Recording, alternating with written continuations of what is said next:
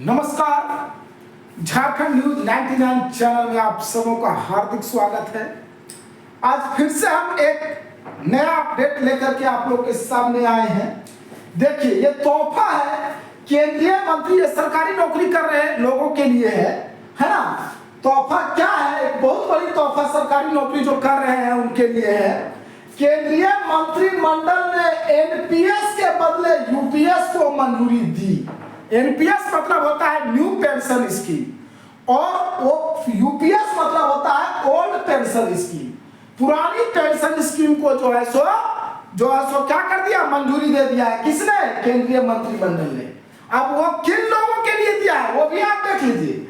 केंद्रीय कर्मियों को 25 साल की सेवा के बाद 50% पेंशन। जो भी केंद्रीय कार्मिक है, सेंट्रल वर्कर्स है, अगर वो 25 साल नौकरी कर लेते हैं तब उनको 50% जो है सो पेंशन दिया जाएगा। वो उनका जो वेतन होगा उसका 50% उनको पेंशन के रूप में दिया जाएगा। देखिए क्या कहता है, न्यूनतम 10 साल की सेवा पर मिलेगी पेंशन। मतलब आप कम से कम 10 साल अगर सेवा करते हैं, 10 साल आप काम करते हैं तभी आपको पेंशन मिलेगा। 23 लाख केंद्रीय कर्मियों को मिलेगा इसका लाभ। ये जो पेंशन दिया जा रहा है, ओल्ड पेंशन स्कीम को जो मंजूरी दिया गया है, उसमें 23 लाख केंद्रीय कर्मियों को लगभग लाभ मिलेगा और 18.5% का अंशदान नई स्कीम में केंद्र सरकार करेगी। ये लाभ लगभग 23 लाख लोगों को मिलेगा और 18.5% का अंशदान नई स्कीम में केंद्र सरकार करेगी। वो आगे देखिए, एकीकृत पेंशन योजना यूपीएस के तहत सरकारी कर्मचारी अब सेवा निवृत्ति से पहले अंतिम 12 महीनों में मिले औसत मूल्य का 50% पेंशन के रूप में पाने के हकदार होंगे। पेंशन के रूप में वेतन का 50% पाने के लिए न्यूनतम सेवा अवधि 25 वर्ष होनी चाहिए। मतलब जो भी व्यक्ति 25 साल का अपना ड्यूटी पूरा किया होगा उसी को 50% मिलेगा, है ना। देखिए क्या कहता है, एनपीएस में क्या नई योजना में लाभ, है ना। एनपीएस में क्या नई योजना में लाभ हो रहा है। देखिए, राष्ट्रीय पेंशन प्रणाली 1 अप्रैल 2004 के बाद सेवा में शामिल होने वाले सरकारी कर्मचारियों के लिए लागू है। यह पेंशन योजना एनपीएस से पहले के कर्मचारियों के लिए लागू परिभाषित लाभ के बजाय योगदान के आधार पर लाभ देती है। न्यूनतम नई योजना में लाभ देखिए, न्यूनतम 10 साल तक की सेवा अवधि के लिए अनुपातिक रूप से पेंशन दिया जाएगा। मतलब आप 10 साल सेवा करते हैं तो उसी अनुसार से आपको पेंशन मिलेगा, 50% नहीं मिलेगा, है ना। लेकिन अगर आप 25 साल सेवा कंप्लीट कर दिए हैं तो आपको 50% जो है सो पेंशन दिया जाएगा। एनपीएस खाता धारक अब यूपीएस का विकल्प चुन सकते हैं। न्यू पेंशन स्कीम वाले जो खाता धारक हैं वो अब ओल्ड पेंशन स्कीम का विकल्प चुन सकते हैं, जो अगले वित्त वर्ष की शुरुआत से सुनिश्चित पेंशन देगी।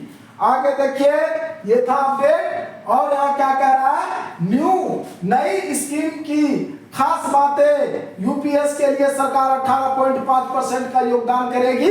इसमें फैमिली पेंशन गारंटी सुविधा, न्यूनतम पेंशन, सेवा निवृत्ति के बाद एक मुफ्त भुगतान के भी प्रावधान किए गए हैं।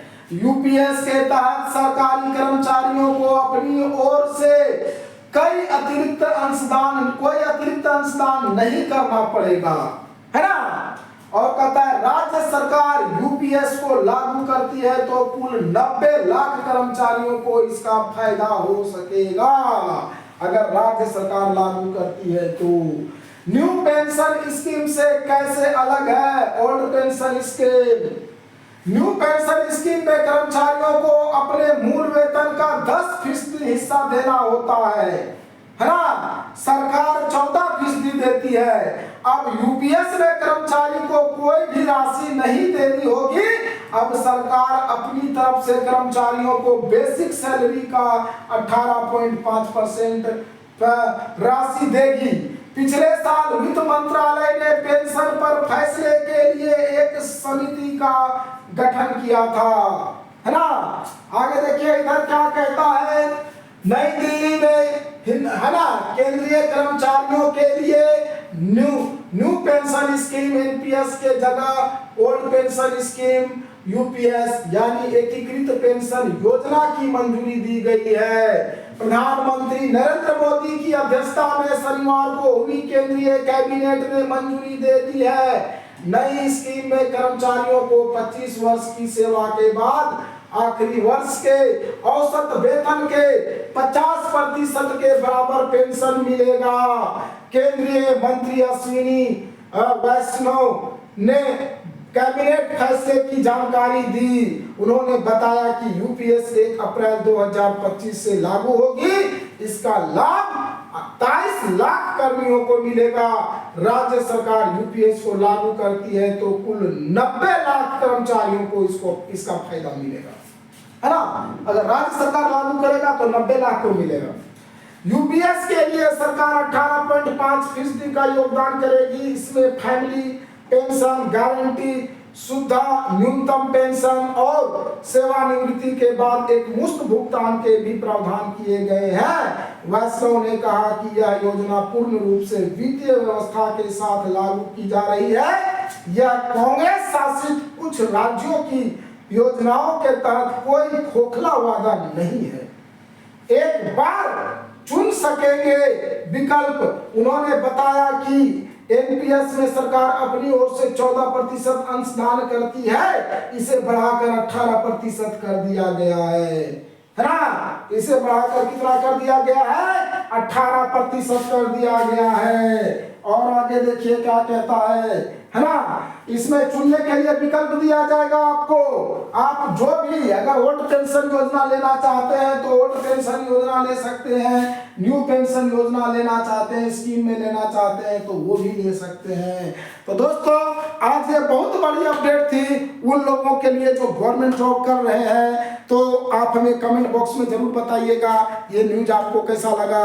अच्छा लगे तो लाइक शेयर और सब्सक्राइब कर दीजिएगा। और अगर कुछ सुधार की जरूरत पड़े तो वो भी आप हमें कमेंट बॉक्स में जरूर बताइएगा। धन्यवाद।